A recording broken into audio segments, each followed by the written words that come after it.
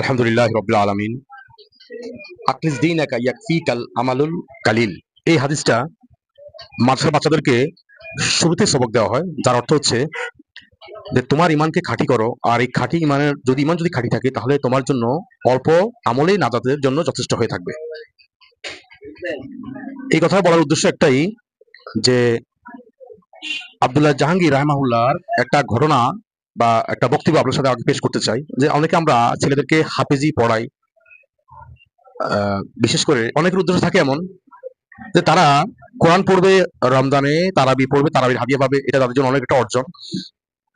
এমন নিয়ত কারো যেন না থাকে, কারণ আল্লাহ সুবহানাহু ওয়া তাআলা কোরআন শিখবে সে আল্লাহর সন্তুষ্টি অর্জনের জন্য এবং মানুষকে দিন মানুষের মাঝে প্রচার করবে, এটাই তার উদ্দেশ্য হওয়া উচিত। আবার অনেকে পড়ে যে শখ করে দিচ্ছে একটা সন্তান সে পড়ুক, এটা আলহামদুলিল্লাহ, যদিও আলহামদুলিল্লাহ, কিন্তু এরপর কিছু কথা থাকে যে আল্লাহর কোরআন শখ করে পড়ানো না, দিনকে প্রতিষ্ঠার উদ্দেশ্য থাকবে, এটাই হচ্ছে চরম উদ্দেশ্য থাকা উচিত।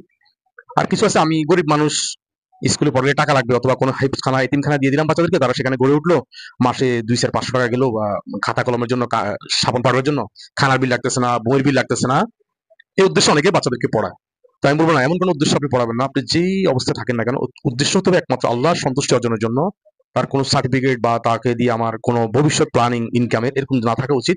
আমার একটা উদ্দেশ্য থাকা উচিত যে আমার সন্তান দিনে শিক্ষায় শিক্ষিত হবে এবং সে একজন দিনে দায়ী হবে, আল্লাহর সন্তোষ ভাজন বান্দা হবে। তো যারা কোরআন শিখে, এরা চিনির বস্তা, যে বাংলা দেখবেন যে আপনি দোকানের মধ্যে অনেক লেবার আছে, তারা বস্তা টানে টাকার বিনিময়ে, ওই বস্তার সাথে তুলনা করা হয়েছে। বলছে তারা আপনার চিনির বস্তা পিঠে উঠালো, কিন্তু চিনির যে স্বাদ, চিনি যে মিষ্টি, সে সেটা কিন্তু বুঝতে পারবে না, কারণ সে তার পিঠের মধ্যে চিনি নিছে। তো যারা কোরআন হেফজ করছে তারা চিনির বস্তা পিঠে উঠেছে। এখন এটার মজা বুঝতে হলে আপনাকে হেফজ শেষ করার পরে ভালো একটা কিতাবখানা দিতে হবে, যেখানে দিনই অনুশাসন, সুন্নত তরিকায় জীবন পালন, ওইরকম একটা পজিশন দিতে হবে। সে যেন একজন সত্যিকার খাঁটি আলেম হয়ে, মানে আল্লাহওয়ালা হয়ে বেরোতে পারে, ওরকম একটা মাদ্রাসা আমরা দিব। জীবনের মানুষের ডাক্তার ইঞ্জিনিয়ার বানানোর জন্য সে তার সমস্ত অর্থ ব্যয় করে, তো আপনি আপনার সন্তানকে একজন দিনের দায়ী বানানোর জন্য আপনার জীবনের সর্বশ্রেষ্ঠ সম্পদগুলো তাদের পিছনে ব্যয় করবেন। এমন না আমি দিলাম, হইলে হইলো, না হইলে নাই। এই জন্য আল্লাহর কাছে দোয়া করতে হবে, কান্নাকাটি করতে হবে। হচ্ছে মরিচ গাছ যে কেউ যদি রোপণ করে, তো সেখান থেকে সে মরিচ আশা করবে, আঙ্গুর আশা করবে না। কিন্তু অনেক সময় দেখা যায় আঙ্গুর গাছ রোপণ করেও সেখান থেকে সত্যিকারের আঙ্গুর ফল পাওয়া যায় না, টক বা হইলেও টক হয়ে থাকে, হয় না এরকম? তো আমরা যারা মনে করি যে অন্য কোনো লাইনে বা সাধারণ জেনারেল শিক্ষিত হয়ে আমার ছেলে একজন আল্লাহওয়ালা হবে, এটা একদম অত্যন্ত আহ মানে ভালো কোনো সিদ্ধান্ত না, ভালো মানে ভালো এটা আশা রাখাও ঠিক না। তো আজকের কথা বলার উদ্দেশ্য একটাই, যে আমার ছেলে মাদ্রাসায় দিলাম, সে যথেষ্ট বুখারী মুসলিম সমস্ত কিছু আয়ত্ত করে নিছে, কোরআন হেফজ করে নিছে, কিন্তু যখন আমি দেখবো যে তার মাথায় টুপি নাই, তার শরীরের সুন্নতি পোশাক নাই, তখন আমি আমি কখনোই সন্তুষ্ট হব না। সে সারা দুনিয়ার ইলম অর্জন করছে, কিন্তু আমি কখনোই সন্তুষ্ট হব না আমার সন্তানের উপর, আল্লাহর কসম।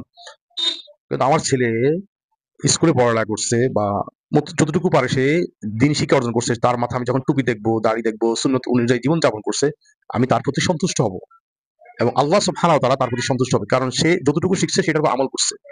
ওই হাদিসটা জন্য বলছে, তোমার ইমানকে খাঁটি করো, অল্প আমলে নাজার জন্য যথেষ্ট। তো ভাই সুন্নত এমন একটা জিনিস, আল্লাহ সুবহানাহু ওয়া তাআলা বলছে, তোমরা ইন কুনতুম তুহিব্বুনাল্লাহ, তোমরা যদি আমার ভালোবাসা পেতে চাও, অবশ্যই আমার নবীকে ভালোবাসো, তাহলে আমি তোমাদেরকে ভালোবাসবো এবং তোমাদেরকে ক্ষমা করব এবং তোমাদের উপর আমি সন্তুষ্ট হব। আপনার কাছে মনে হচ্ছে দাড়িটা খুবই একদম নর্মাল বিষয়, অথচ এটা কাটলে কবিরা গুনাহ, রাখলে সুন্নত। এখান থেকে আপনি অনেক বিপদ আপদ, যে ফেতনা থেকে আপনি বাঁচতে পারবেন। হয়তো কেউ অপকর্মের জন্য আপনাকে ডাকতে ভয় করবে, আর একটু দাঁড়িয়ে রাখছে, অথবা আপনি কাউকে অপকর্মের জন্য ডাকবেন, সেখানেও আপনার একটা ভয় কাজ করবে।